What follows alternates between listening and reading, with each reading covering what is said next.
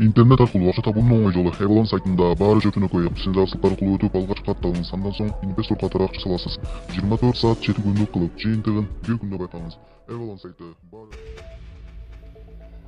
Ашанын вице-премьери Сарпашев мүдүрүлдү. Ичип жегенин кусканы Финполго чакырылды.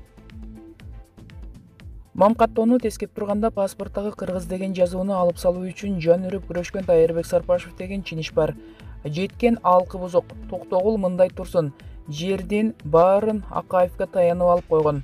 Ар кимдин артында шалпаңдап бийликте жүрүп, эми акыйкат орнуп Тайырбек Сарпашев финансы полициясына суракка чакыртылды. Ал мамлекеттик мекемеде жетекчилик кызмат ордуну ээлеп турганда көп сандаган кыймылдуу жана кыймылсыз мүлктү сатып алган. Кийин аны декларацияларда көрсөтпөстөн жакын туугандарына каттаган. Эске салсак, буга чейин Финпол мурунку вице-премьер-министр Тайырбек Сарпашевге карата мыйзамсыз баюу фактысы боюнча сотко чейинки өндүрүштү баштаганын кабарлаган. Градиент строй ЖЧКсы уюштуруучусу Апазбек Сарпашев, жетекчиси Алмазбек Сарпашев. Кыргыз-казак биргелешкен Градиент ЖЧКсы уюштуруучусу 2013 жылдын февралына чейин Тайырбек Сарпашев, андан соң Эмир Радик Сарпашев. Градиент СРР Дыйкан чарбасы уюштуруучусу Дүйшеке Сарпашев, атасы жетекчиси Абдурашид Лапазов. Градиент Токтогул ЖЧКсы уюштуруучусу Наталья Ким менен Сергей Осипов, жетекчиси Эмир Радик Сарпашев. Градиент Нет ЖЧКсы уюштуруучусу Казак-Кыргыз биргелешкен Градиент ЖЧКсы жетекчиси Болот Барболдоев. Градиент Недвижимость ЖЧКсы уюштуруучусу жетекчиси Эмир Радик Сарпашев. Градиент Групп ЖЧКсы уюштуруучусу жетекчиси Владислав Ле. Градиент Чуй ЖЧКсы уюштуруучусу Сүйүн Кадыров, Мелисбек Иманалиев, Мирлан Ахматов, жетекчиси Сүйүн Кадыров. 2014 жылдын декабрь айында бийликтен камчы чабары Тайырбек Сарпашев 2013 жылдын февралына чейин мыйзамдуу, бүгүн мыйзамсыз башкарып келаткан Градиент ЖЧКсы 2012 жылы 9 мамлекеттик тендерди утса, 2013 жылы 12 тендерди уткан. Комиссиянын айтымында 2013 жылдын 2013 жылга чейин эле компания 529 миллион 522 миң сомдук 110 тендерди утуп алган.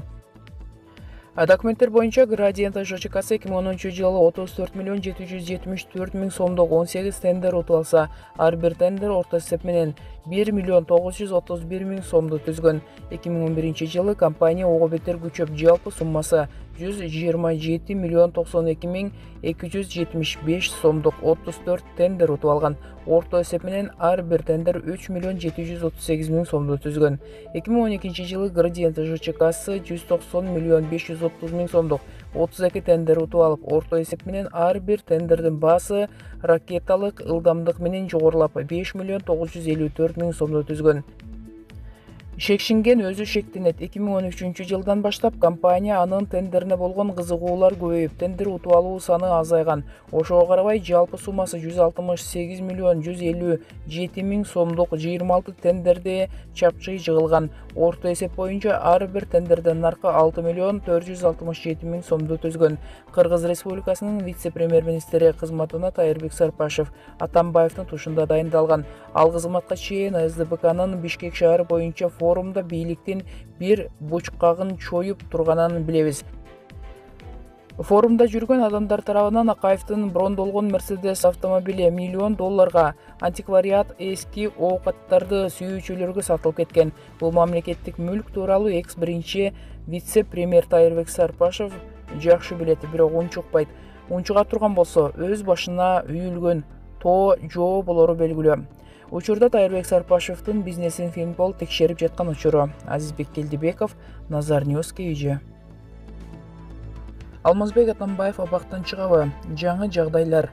Мурдагы президент Алмазбек Атамбаев абактан чыгышы мүмкүн. Бул тууралуу жергиликтүү маалымат каражаттарына анын жактоочусу Сергей Слесарев билдирди. Анын айтымында акыркы сот отурумунда мурдагы чечимдер жокко чыгарылгандыгына байланыштуу мыйзам боюнча Атамбаев абактан чыгышы керек. Өзүңүздөр билгендей, кечээ жогорку сот Азиз Батукаевдин мыйзамсыз бошотулушуна байланыштуу 1-май райондук сотунун чыгарган өкүмүн жокко чыгарып, аны райондук сотко кайра кароого жөнөттү. Демек, белгисиз мөөнөткө абакта калтыруу чечими дагы жокко чыкты. Буга байланыштуу Атамбаев абактан чыгарылышы керек. Кечээ чыгарылган жогорку соттун чечими жаза аткаруу мамлекеттик кызматына жөнөтүлүшү керек. Андан кийин Атамбаевди абакта калтыруу же калтырбоо чечими чыгарылат, деди Слесарев. Булак Рент Кейджи. Балбак Төлөбаев: мэрлик кызматка барбайм. Апрелден ары мэрлик кызматка барбайм. Бул тууралуу мэрдин милдетин аткаруучу Балбак Төлөбаев Спутник Кыргызстан агенттигинин мультимедиалык борборунда өткөн онлайн брифингде билдирди. Анын айтымында 2021-жылдын апрель айында Бишкек шаардык кеңеши кайра түзүлүп, жаңы мэр келет. Азыр кыйын кырдаал, кыйын мезгилди баштан кечирип жатабыз. Акчанын жоктугунан, жетишсиздиктин айынан жаңы жылдагы кээ бир нерселерди токтотуп койдум. Ушул кыйын мезгилден чогуу чыгып кетели.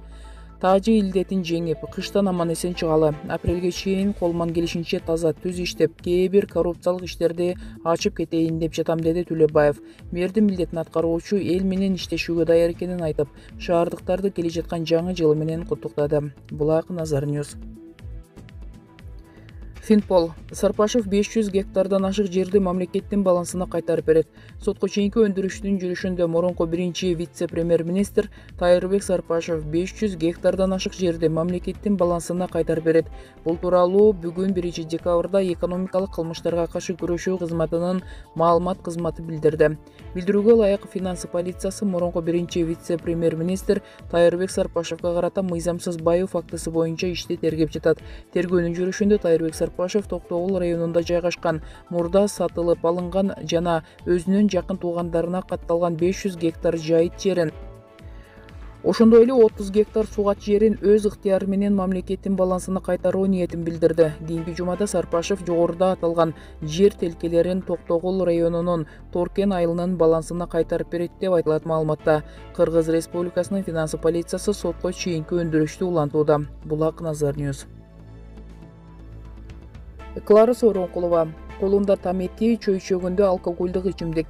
Социалдык тармактарда президенттикке талапкер Клара Сооронкулова жана укук коргоочу Динара Ошурахунова караоке барлардын биринде көңүл ачып отурган жеринен видеого тарады.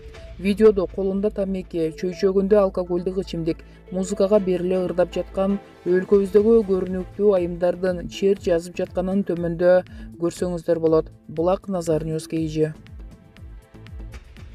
Сейит Атамбаев: сот атамдын иши боюнча акыйкат чечим чыгарат деп ишенем. Мен жана менин атамдын тарапташтары чынчыл жана акыйкат сот болот деп үмүттөнөбүз. Мындай пикирин мурунку президент Алмазбек Атамбаевдин уулу Сейит Атамбаев Facebook баракчасына билдирди. Кечээ 30 ноябрда жогорку сот Азиз Батукаевдин мыйзамсыз бошотулгандыгы боюнча 2 инстанциянын өкүмүн жокко чыгарды. Иш Бишкек шаарынын 1-май райондук сотуна кайра кароого жөнөтүлдү.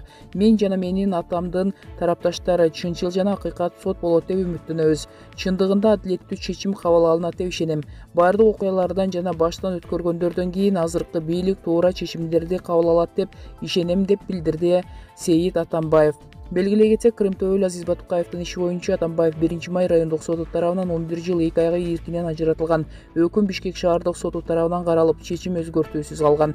Эске салсак, 30 ноябрда жогорку сот Крымтөөл Азиз Батукаевдин мыйзамсыз бошотулушуна байланыштуу 1-май райондук сотунун Алмазбек Атамбаевга чыгарган өкүмүн жокко чыгарып, аны райондук сотко кайра кароого жөнөттү. Булак Назар Ньюс Кейджи. Алмамбет Шыкмаматов: цензураны конституция менен тыйыш керек. Жогорку кеңештин мурдагы депутаты, Конституциялык кеңеш менен мүчөсү Алмамбет Шыкмаматов Кыргызстандын ар бир жарана мамлекеттик органдан өзү тууралуу мамлекеттик сыр болбогон маалыматтарды алууга укуктуу деп эсептейт. Ал мындай норманы баш мыйзамдын 27-беренесине киргизип өзгөртүүнү сунушталды.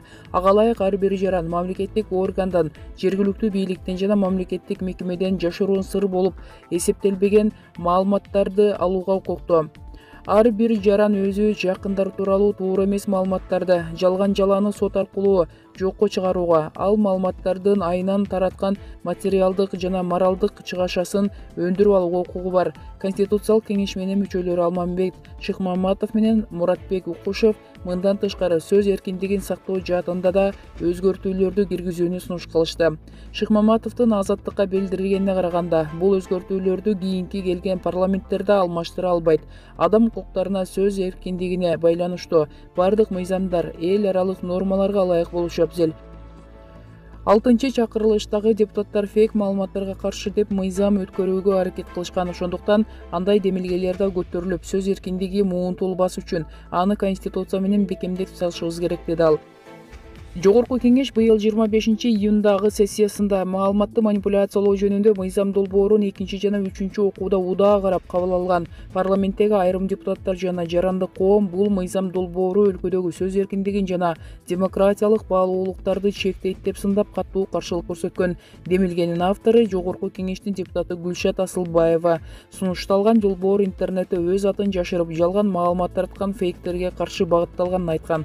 Ошол кездеги президент Сооронбай Жээнбеков мыйзамга вето коюп, Жогорку кеңешке кайтарган. Эске салсак, 17 ноябрда Жогорку кеңеш баш мыйзамдын жаңы долбоорун коомдук талкууга чыгарган. Аны талкуулаш үчүн 20 ноябрда Конституциялык кеңешме түзүлгөн.